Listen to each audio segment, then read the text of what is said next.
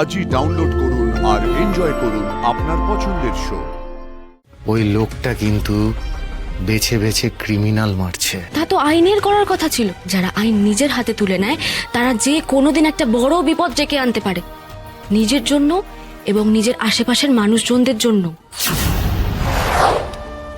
এই বাড়িতে আমার বেশিক্ষণ থাকতে ভালো লাগে না, দম বন্ধ হয়ে আসে, ঘুমও আসে না। আর রাতের বেলা তো এই বাড়িটা আরো শুনশান লাগে, আরো বেশি কষ্ট হয়। সেই জন্যে ওই খোলা হাওয়ায় একটু পায়চারি করতে গেছিলাম। এত রাতে পায়চারি করতে গিয়েছিলে? জেঠু, তুমি তো জানো চারিদিকে কি সব ঘটছে।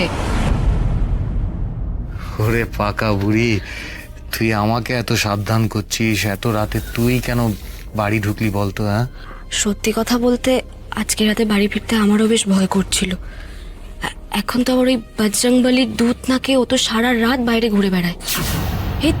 এই তো সেদিনকেই দুজনকে মারাত্মকভাবে মারলো, আর আজ ওই ড্রাগসের বক্স জ্বালিয়ে তার ভিডিও আপলোড করে দিল। কখন যে কি ঘটে যাচ্ছে তা কেউ বলতে পারে না জেঠু। তুই কি ভাবছিস অপু? ওই বজরংবলীর দূত তোর বা আমার ক্ষতি করবে? ওই লোকটা কিন্তু বেছে বেছে ক্রিমিনাল মারছে, দেখেছিস তো? আর ওই রোহিত দত্ত, পীযূষ দত্ত, ওদের নামে অনেক অনেক খারাপ অভিযোগ আছে, তুই জানিস না? অনেক বেআইনি কাজ কারবার ওরা করেছে। আর আজও ওই ড্রাগসগুলো জ্বালিয়ে দিয়ে লোকটা একদম ঠিক কাজ করেছে। লোকটা এখনো অব্দি যা যা করেছে একদম ঠিক করেছে অপু। আর এখানেই তো আমার আপত্তি জেঠু। ওই লোকটা যা করছে তা তো আইনের করার কথা ছিল, কিন্তু ওই লোকটা আইন নিজের হাতে তুলে নিচ্ছে। আর যারা আইন নিজের হাতে তুলে নেয় তারা যে কোনোদিন একটা বড় বিপদ ডেকে আনতে পারে, নিজের জন্য এবং নিজের আশেপাশের মানুষজনদের জন্য।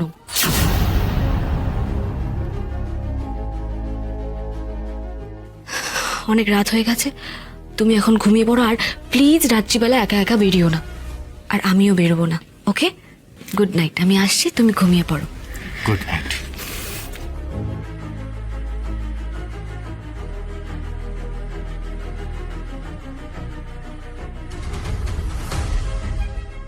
ওই লোকটা যা করছে তা তো আইনের করার কথা ছিল, কিন্তু ওই লোকটা আইন নিজের হাতে তুলে নিচ্ছে। আর যারা আইন নিজের হাতে তুলে নেয় তারা যে কোনোদিন একটা বড় বিপদ ডেকে আনতে পারে। আইন আমি নিজের হাতে তুলে নিতে চাইনি অপু, কিন্তু কিন্তু এই আইন আমাকে সুবিচারও দিতে পারেনি।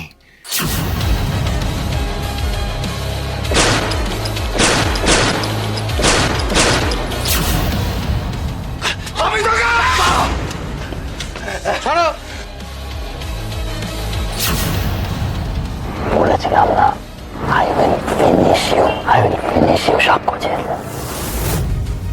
যারা আমার সাথে, আমার পরিবারের সাথে এত বড় অন্যায় করেছে, যার জন্যে আমাকে আমার সন্তানের কাছ থেকে দূরে সরে যেতে হলো,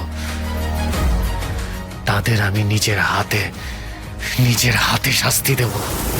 আমি নিজের রাস্তা নিজে বেছে নিয়েছি, আর আমি জানি আমি কোনো অন্যায় করিনি। জেজেকে আমি নিজের হাতে শাস্তি দেব, আর যতক্ষণ না পর্যন্ত ওই জেজেকে আমি শাস্তি দিতে পারবো ততক্ষণ পর্যন্ত আমার শান্তি নেই।